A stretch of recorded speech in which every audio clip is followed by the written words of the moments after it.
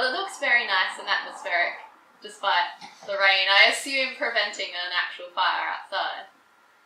Okay, well, today's bits of writing, the story itself has ended up being more of a train flame-length story than I was aiming for, so it's a little bit longer. So I'm going to start with a few short things to kind of lead into it. Is everyone sort of hearing me well enough from far back and everything? Good, okay. So I've got one poem, and then I've got 3 little vignettes, and they do relate to the story, but you won't sort of realise how until we read the story part. But they'll just kind of set the scene a little bit for winter solstice feelings and stuff. Anyway, so this is the poem that I've done, and it's called Torch. It's not particularly long. Carry the torch from the last coals into the longest night. By your side are footprints and wishes of generations. Walk hand in hand with your fears and your friends.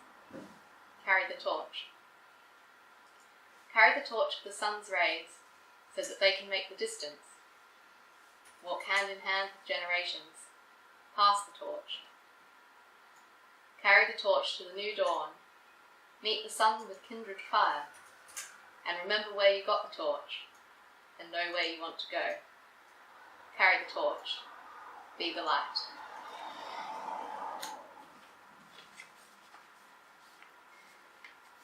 Candles.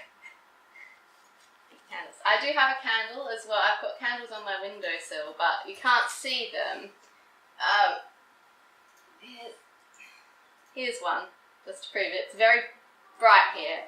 It's not a very summery day, given that it is summer. It's actually quite a dreary day, so it's not too bad, but it's still very bright, just because our windows can't really be darkened in any way. These 3 little bits are kind of like tiny prologues to the story. They're each just a little vignette of something relevant. The last of the rain fell yesterday, just in time. The old woman's silhouette is shrouded by light mist from the river, where wishes are afloat and glowing, a golden stream. The golden lights are in the sky too, and some in her hands, like the stars have drifted down to earth to meet you. She beckons, and as you approach, she lets one of the lights go, a mystical drifting piece of hope, rising to meet the darkness. The scent of coca and coconut flows like a river of breath from the warm mouth of the kitchen, luring all indoors and towards the fireside. A current of excitement tugs at the back of your stomach, feet pacing patterns to and from the oven, wishes forming in lines, cases and baskets, trays and glimpses of yellow ribbon and smiles. The glint of a coin against the mixing spoon tingles and chimes down the corridor to mix with the music. The wind has paused just long enough. The rush to keep the wood dry made damp toad with bated breath. Set aside, one piece, honeycombed with holes, candle wax and ribbon twines with pine and eucalyptus.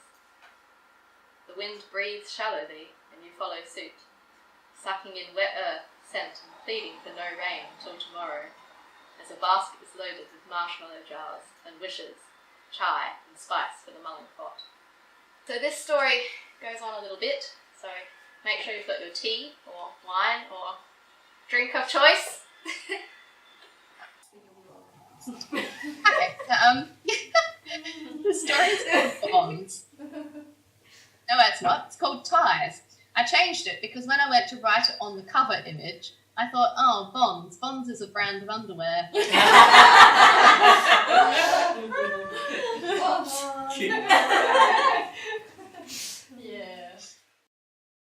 It was Alina's last autumn at Monash. A a wet, golden-leaved, earth-scented swapback that heralded the approach of mid-year exams and more rain. For the past 3 years, Alina, Albie and Jen had shared the somewhat run-down flat with a rickety balcony, 1 block from campus.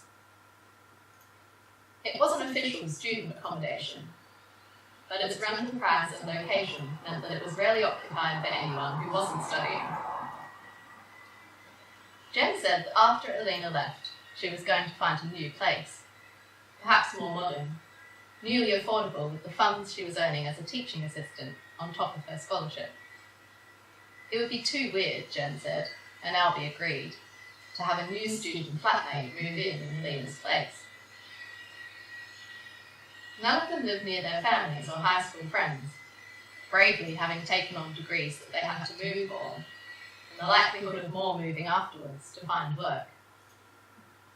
And so the White Cedar Flat family, as they called each other, had become their local roots. Alina was meant to be revising, but what she was really doing was watching the white cedar outside the window, buffeted by the heavy rain, tapping on the rickety veranda. It was such a familiar sight, and yet one that in just a few months she would leave behind forever. The White Cedar Flat wasn't like a family home that they would be able to visit or gather at for special occasions. Once they left, it would become someone else's home, somewhere out of bounds to them all. Alina thought back to the first time she'd stared out of this tiny window by the scarred op-shop desk. Back then, it had seemed like a prison, a flavourless roof over her head with no relevance to home or family. And then, Albie had wandered in, eating ice cream out of the tub in woolly socks and a giraffe onesie. And Alina had seen in a flash that home was something you created. For the past month, the White Cedar Flat family had been talking on and off about how to keep in touch when this wasn't their place anymore. No one really wanted to have these talks, but at the same time, they all knew how important the first year would be to whether they remained friends. Albie had suggested that they needed to create their own traditions, things they did every year together on certain occasions that everyone always remembered. And so they'd tried. All their birthdays this year had involved attempts at new traditions.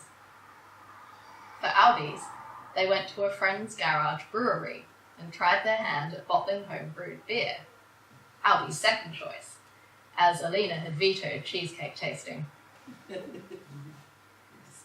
had been a lot of fun, and Albie's friends easygoing company, although both Alina and Jen felt that others shouldn't be a key part of their traditions. 1 week later, at 3 a.m, Albie's stout exploded.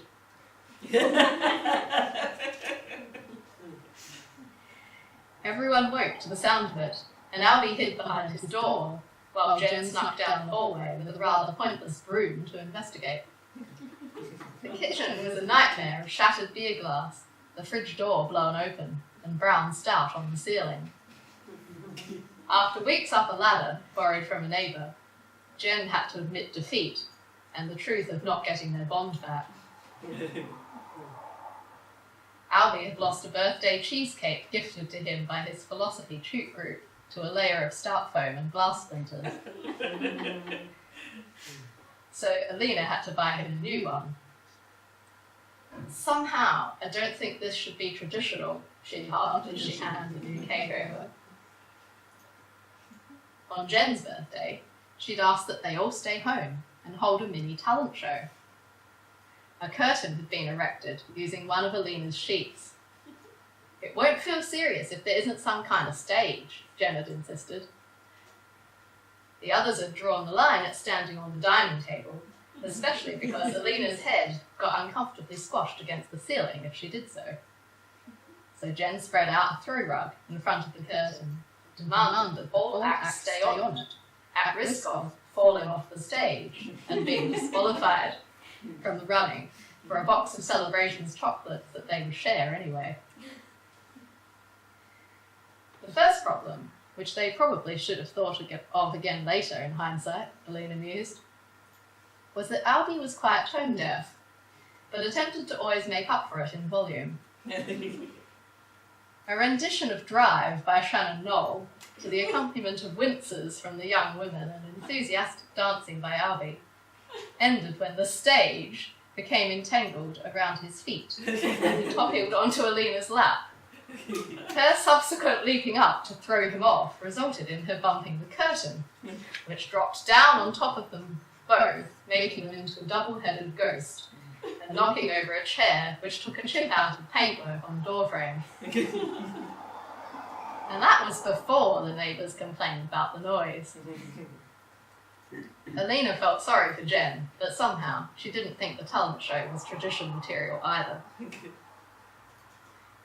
On her own birthday, forgetting essential information learned through Jen's celebrations, Alina suggested they join in with a local choir for the night. It'll be fun, she told the others, just sceptically tilted eyebrows. It says on their flyer that they mostly sing songs from musical theatre, so I reckon we'll know a lot of the tunes already. Reluctantly, Jen and Albie had gone. When they arrived, the first thing they noticed was that the choir members were all rather older than they were.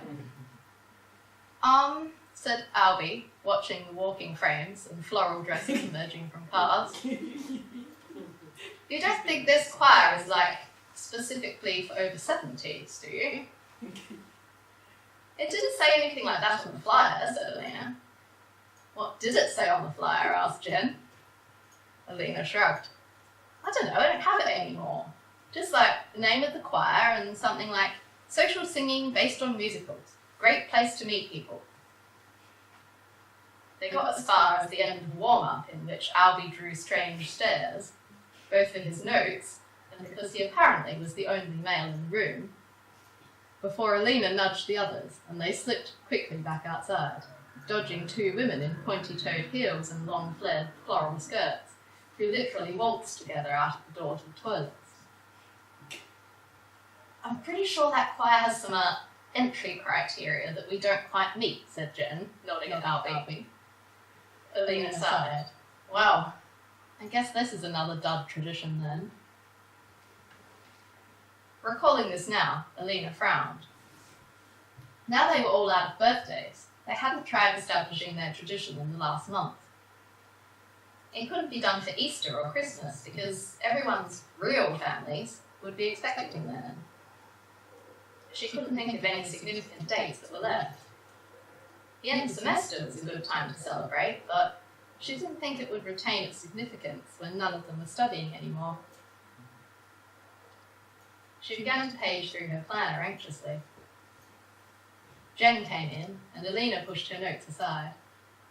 Jen immediately sat on the table where the notes had been, as Alina knew she would. Looking dates? Jen leaned over the planner to see. We could always have a Christmas in July. Lots of people have those, but my family hates them. She looked out of the white cedar window. Cat! She exclaimed, and rushed out to get her shoes. Alina shook her head and smiled amusedly. You'd think Jen would get the cat hashing out of her system during the week, being a vet student. She flicked towards July in the planner, considering Jen's idea. Then something caught her eye. She stood up and flung open the white cedar window to look down at Jen, moving carefully toward the cat on the lawn below. Jen, she shouted, the winter solstice! The cat ran away and went over the fence. When Albie got home, the girls met him in the hallway and talked at the same time until he started trying to reply at the same time, and Alina sat down at the dining table and blocked her ears, dropping the bag of shopping she'd taken from Albie and breaking the yogurt lid. Sorry. Jen sat down and waited for Albie to put the yogurt in the bowl in the kitchen. He might have an idea, is all. When Alina finally explained about the solstice, Albie looked thoughtful. I've been thinking that traditions that last tend to be ones that make us feel connected to past generations and future ones, he murmured. Jen and Alina were used to Albie murmuring when it came to remotely philosophical things. Like, as in, we should share something with each other that comes from our blood relatives' family. Jen leaned her elbows on the table and rested her chin in her palms, looking at him. Yeah, murmured Albie. He looked suddenly far away. Before my family came here, when I was really tiny, in Taiwan, there used to be a huge lantern festival. It was for New Year, I think. You know, the Chinese one. I just had this really faint, special memory of letting wishes go in sky lanterns, and them being like low stars floating everywhere. Then I think they got banned where we lived because of the fire risk and them hurting animals and stuff. I understand why they had to stop, but I wish I could still see that sky full of them clearly. Alina was very still, watching Albie remember. She stirred. What about, did you have the ones that float on the water as well? Lotus ones, yeah. But they weren't good for the waterways either. Alina smiled, slowly, like a thought was growing inside her. Well, what if we just had some in like an indoor pool, like those glass bowls you put indoor water plants in? We could still wish on them, right? Albie nodded slowly.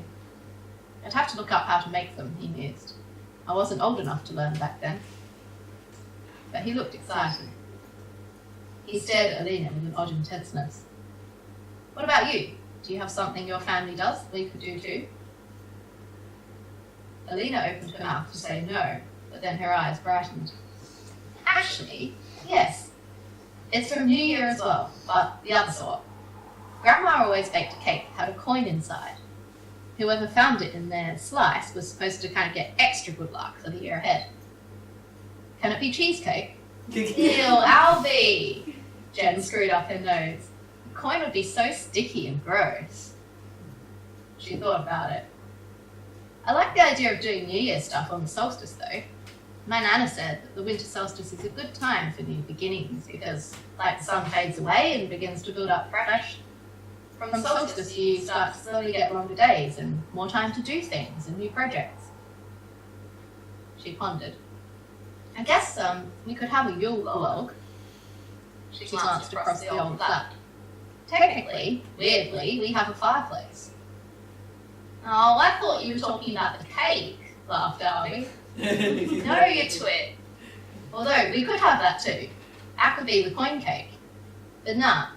Nana used to do a Yule log, as in a log for the bonfire in winter that you had holes in, and you could write wishes on little slips of paper and stick them in the holes before you burn it. Alina nodded. That's awesome. But what happens if we can't have fires in the places we're in the future?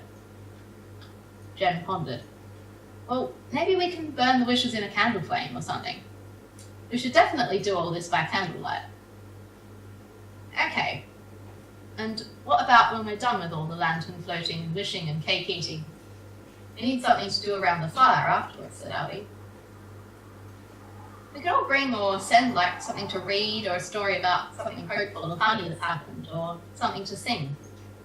Alina glanced at Albie. Actually, maybe not sing.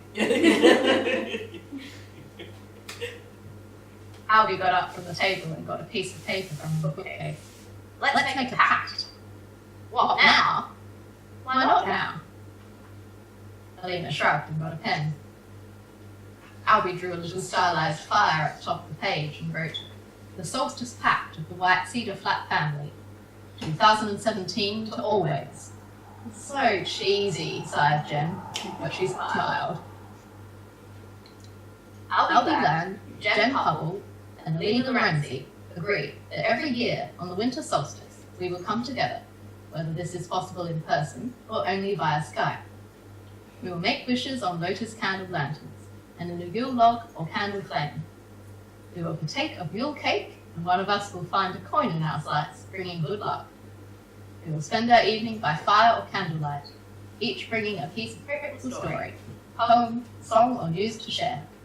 And as ourselves of the past year share their news and fade away, we will leave refreshed to bring new goals and projects with the growing hours of sunlight.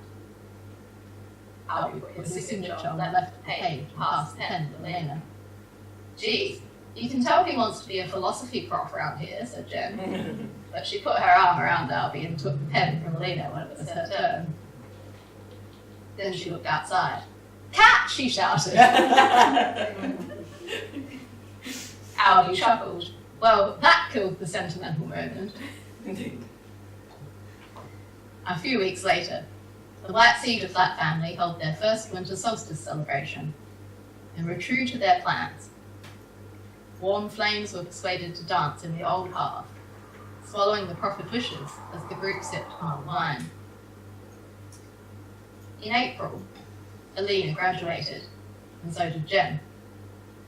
By May, both were long gone from the White Cedar Flat, and the scarred op shop desk was back in the op shop once more.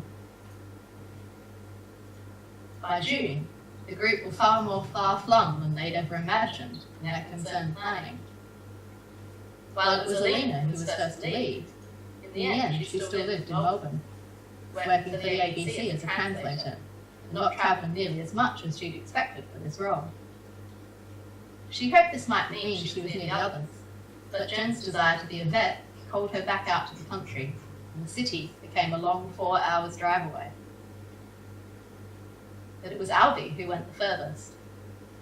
The December after their first solstice, he passed his honours with ease, and a few months later was offered a Fulbright scholarship to do his PhD in the US. So it was that in June, Alina left the city and road trip to Jen's, determined that at least 2 members of the White Cedar Flat family would honour their pact. Jen did not disappoint. Her property equipped with a newly dug fire pit and a proper Yule log sitting beside it ready for dishes. 3 cats wound around Alina's legs as she unloaded Yule baking ingredients, making her sneeze. When night fell, the 2 of them took a bowl of soup and a loaf of bread and the cake and went to sit by the fire pit. So, Albie's at Stanford. Can you believe that? Jen poked at the bonfire stack, inserting paper in smaller twigs. Not really. I'm guessing it's like the middle of the night there, so this is something we didn't really account for in our plans. Yeah. Jen lit the paper at the bottom of the fire and blew on the small flames, coaxing them up into the branches in the stack. Do you want to write our wishes?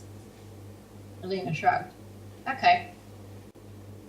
She sat down beside Jen and pulled over a little box filled with slips of paper.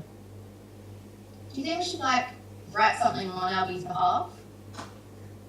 Jen thought about it, twisting a stick with embers on the end in her fingers. She had a sort of halo down one side of her hair from the glowing firelight. What if we all write wishes that are for each other instead of for ourselves? That way it will be a bit less weird to write for Albie because it will be like our wishes for him rather than trying to guess what he wants. Alina nodded. Yeah, that would be nice. Jen pulled a pen out of the box. So, we should all write a wish for each of the other people. We can get Albie to do it for us later. Alina smiled and took a pen. Her pocket vibrated. She slapped her hand to it, frowning, and pulled out her phone. Jen? Jen was already writing. Jen? Is Albie? Jen looked up suddenly and dropped her slip of paper. What? How? Alina pressed answer and a very shadowy Albie appeared, finger to his lips and glancing around to indicate that people nearby were asleep. There was a thunk, a moment of pitch black, and then the flare of a match and a candle. Hi, said Albie, lit spookily by the small flickering light. He reached down. Sorry, I was getting out into the hallway. He reached aside and pulled out a paper lotus. I made my lantern. I'll load it somewhere later. He put it down and held up some paper. And I have my wish paper ready. Have you done yours? Alina and Jen gaped. What time is it? Jen exploded, shaking her head wide-eyed. 4 a.m., Albie replied cheerfully. I arranged the day off today, don't worry. He pointed. Nice bonfire. Alina opened and closed her mouth a few times. Albie, we didn't expect you to turn up, she stuttered. Albie gave her a look of mock horror. But Alina, I had to, he said. It's our tradition. Oh, that's gorgeous.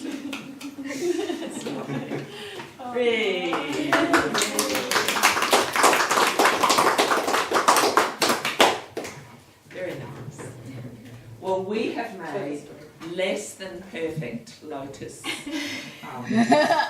Right. That makes you wobbly. Yeah, Emily's going to I'll get them. get some of them. Okay. This one's gotten even more squished. I think something wrong on this one. This one's a little bit. This That's a one's, tissue paper one I made. yes. All right. And I Well, made it looked quite good, but I think then it's got squished by something. You sat yours on it too. You didn't blame You those, sabotaged. did you? You sabotaged my I've tissue. sabotaged. And then there's Hold these it up ones. towards the These ones. The little white thing in The the one in middle. your The green right light. hand. Green light in the middle. the green What? light in the middle. In the middle. See Oh. the green light? Oh, gotcha. That's the camera. I see. Oh, Yeah, oh, I'm man. holding up to here, being like, "Hey, why are they not?"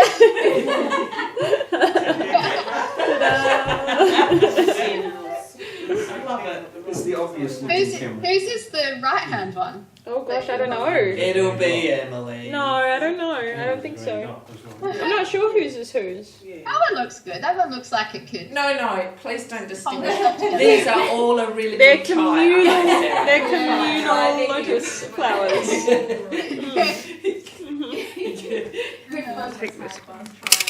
That's very nice. So in the spring we have a Yule log. Yeah, I'll go Where's get the the Yule dog. log? Barrow, go get it and show you. We had soup and bread. We had soup and bread. And whenever you go cat in the story, Lucky actually came round at that point. We'll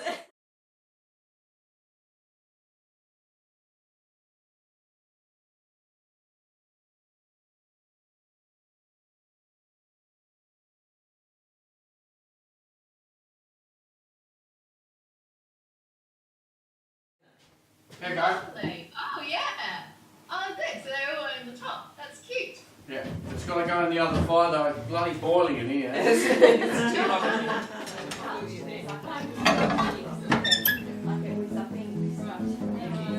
I've got some. Good girl. What? There's peasants. Yeah, well, it's not. Maybe. Right. Has everybody got a wish in this log? Yes. Right. Yeah. I got to film the log going in. Yeah.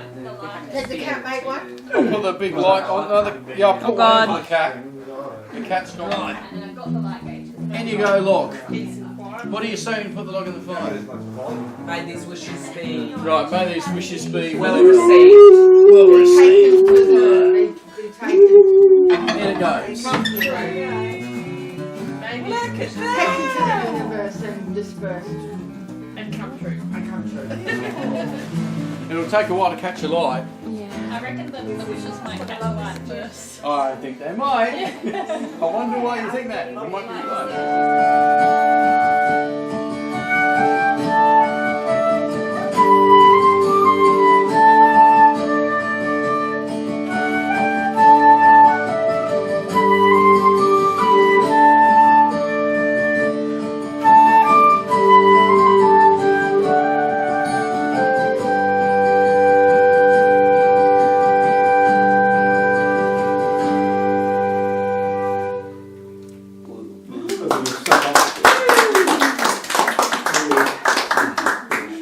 That's fine. Down so much, it's time to put this on. My goodness. Oh, well, Emma will take a picky. I will. So just wait.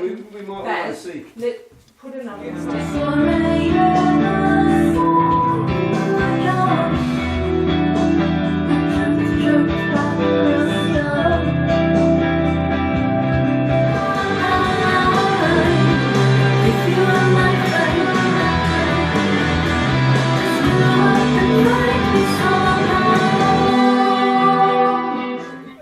Stick it in the ground. Will do. Nice. onto the said mess, and voila! Le fire! Instant bonfire in a moment. Yeah. Shall we do a ritual then before? Do the ritual. Yep. Do the ritual, then we'll put the lid on, I reckon. Okay. Go inside where it really is warm. It's actually not unpleasant, is it? No. Nice now. That's good. Ooh, that's Right, what well, it's I meant to think I can Oh, that keep is mine. good. It's boiling the water around. be. It should be. That's You from the can rain. boil your billy now and make a cup of tea. I don't even remember what mine looked like, to I be know mine honest. has- I remember what mine looked like. Mine looks My, like the octopus reaching up to cover its lotus. head. I'll make a wish.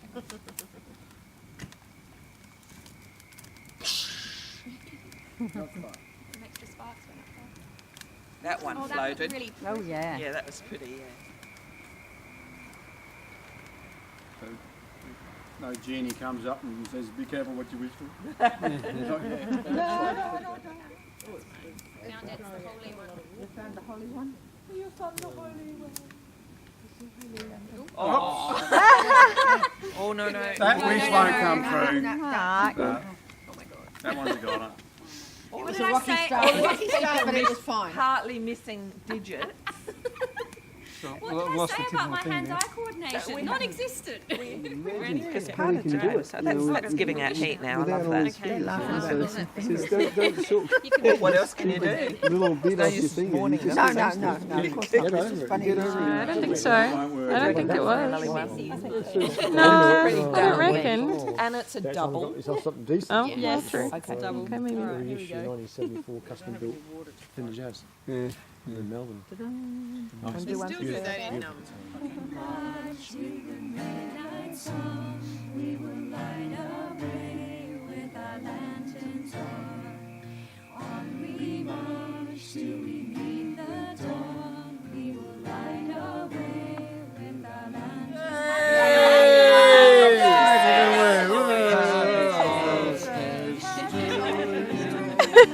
Happy solstice to you. Happy solstice, dear. Happy solstice.